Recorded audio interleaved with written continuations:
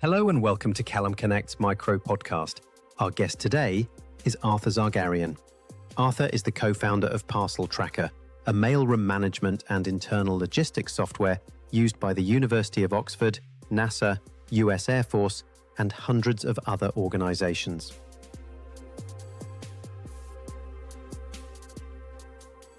One of the biggest challenges I've had as a leader was conveying the amount of speed and urgency and the amount of input effort that is required to succeed in a startup.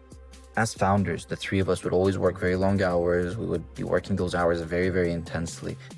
And conveying that, especially in a remote company, to the new hires was very difficult. In the start, we were trying to push people to work those hours. But what we realized quickly is that people will work those hours based on their own desires and their own needs, right? So if someone is not predisposed to that kind of work, that kind of intensity, it's going to be impossible to get them to work that, especially in a remote setting. So what we did is we changed our hiring process. And instead of finding the smartest people and convincing them to work those hours, is we found smart people and we told them straight up front during the interview process that actually this is super intense. And we try to convince them not to join our company. And the people who passed that were then invited into the company. And like a practical example of this is when we're hiring, there's like two key indicators we have. One is we ask people what type of company are they looking to join? Intense startup, chill startup, intense corporate, chill corporate. Now we're looking for markers of intensity. And the biggest difference between the intense startup and intense corporate is the structure. So ideally, of course, we're looking for people who are looking to join the intense startup, which are willing to put in the hours and are willing to do so in a more unstructured environment. Now, another question I would ask people in the interview is, what do you think about work-life balance? We want extreme people, almost degenerates, like ourselves, people who are unhinged and they live life in extremes.